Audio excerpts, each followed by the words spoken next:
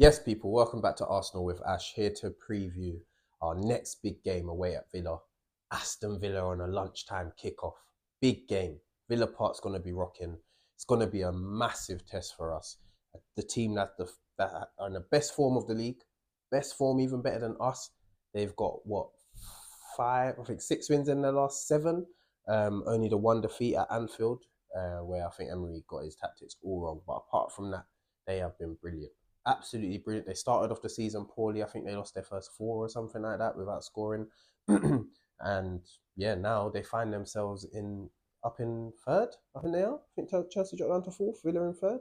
Um, and if Villa win this game, we find ourselves in the same situation we was last week. Villa win this game, they go 3 points behind us. We win it, we go 9 points ahead of them. So yeah, it's a massive opportunity for us to get another big and tough away game out of the way. Um, Pick up some points and put pressure on the likes of City and Chelsea if you still consider them in it.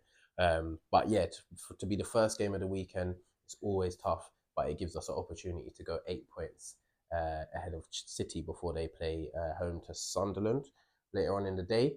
But yeah, last season we went to Villa Park early in the season. It was, I think, the first away game. Won there 2-0. Tough game. I remember Morgan Rogers having a game, absolute game, but we went there, got the win in the end. And yeah, that was a big win because I think it had been a little while. I think the couple of seasons before that we hadn't won. Since that late goal from Jorginho, I don't know if you remember that. Well, it wasn't even his goal in the end, but you know what I'm talking about. I think we won that game 4-2 in the end.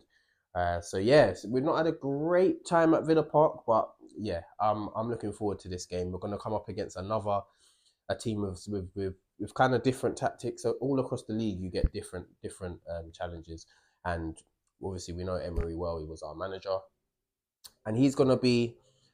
They're gonna camp sit in their mid block. They don't drop too deep unless they've got a lead to hold on to. They'll drop into like a mid block, congest the midfield, and try and catch us with fast breaks. Morgan Rogers, Ollie Watkins, they've got really quick players that can punish you in transition.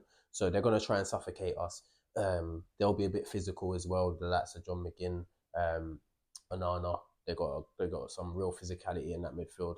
And they got good defenders, man. They got good defenders. The likes of Consa, Pau Torres, even Cash on his day as is a good player. Dina as well. So it's gonna be a challenge, a real challenge. But I think if we can get the ball out to the wide areas quickly, because the midfield's gonna be congested. If we can move that ball side to side quite quickly and get our wingers 1v1, whether that's Eze and Saka or whoever it's going to be, then I think we can hurt them. We can definitely hurt them. And then set pieces, we've always got that weapon. Obviously, with Saliba and Gabriel out the side, that threat diminishes quite a bit. But we still got our routines. We still got the likes of Calafiori, Hincapié, big players in there that can cause problems. Timber as well. So yeah, we're gonna have a challenge on our hand. We're gonna have a big challenge on our hands, and the games we've had so many games recently, but so have Villa as well. They're in Europe too, so yeah, I think both teams will fancy themselves in this game. I can't see them coming into this game feeling inferior because they're high on confidence at the moment.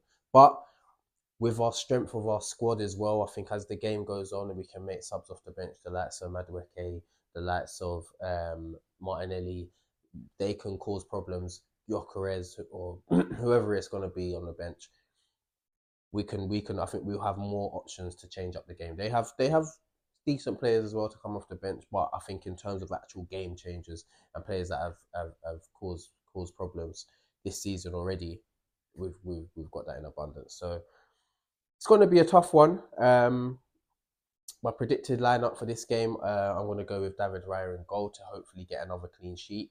Um, at right back is where we've got a bit of a problem with the defense in general. Hopefully Saliba's going to be back. Haven't seen Arteta's pre-match conference yet, but hopefully Saliba will be back and can go straight back into that lineup. I know the injury he had is minor, and they said that I think he could have even possibly been back for that Brentford game. So hopefully, I'm praying he can slot back in because we haven't got Mosquera, obviously no Gabriel. So with Saliba, I'll go with a Timber, Saliba, Hincapié, and Calafiori back four. But without without Saliba, it's gonna have to be Ben White, Timber, Hincapié, and Calafiori. And either defense, obviously with Saliba in there, I'm feeling a lot more confident. But even with a Ben White, Timber, Hincapié, Calafiori back four, I still got confidence because I think all of those players are top tier defenders. Um, and yeah, as if they bring their A game, they can nullify Villa's attack. So yeah, that's the defense. Midfield, a lot of people talk about Zubimendi and Rice maybe needing a rest, but this ain't the game for it. This ain't the game for it. We've got a game coming up against Bruges midweek, where I think that's a great opportunity to rotate the squad, especially with the position we're in the Champions League. So these players just give it your all for this game, and then you can get a week off. That's what I would be saying to them. So Zubimendi and Rice in there. I'd go with Odegaard again. I'd give Odegaard another start if he's fit enough. He got through that game. He seemed to be okay. So yeah, I'd go with Odegaard again. And then in my front three, I'd go with Eze on the left. I'd go with Gyökeres, and I'd go with Saka on the right. So yeah, I think Gyökeres will be have a massive part to play in this game because he can stretch that defense. If they're trying to keep it compact and in that middle third of the pitch, someone like him can run the channels and we can hit a ball over the top, and that stretches the game. So that will be vital. If we have Marino in there dropping in a false nine as well as he's done recently, it's just going to cause more congestion in that midfield. Yes, he can pick up the ball and hopefully turn and play a pass over the top or find it because he's got that passing ability. But the chances of that are a bit more slim because they're going to be at him, giving him no space to breathe. So yeah, I'd go with Gyökeres for this one, and also yeah, to give Marino a rest. He's been our number 9 for a few weeks now, so yeah, I'm sure he could do with the rest. So yeah, that would be my team. I'm gonna go with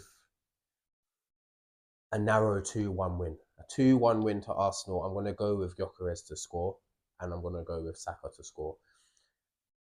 And I'm saying that scoreline with a little bit of hope because I'm not gonna lie to you. If this game ends in a draw, I would not be surprised. I would not be surprised at all. They are flying at the moment.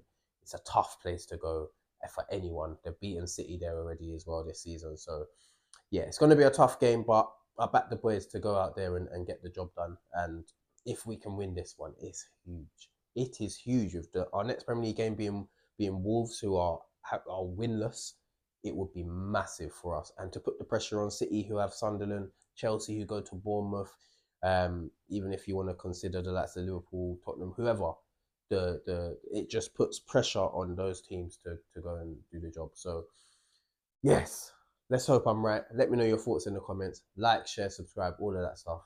Hit that notification bell, and we'll see you for the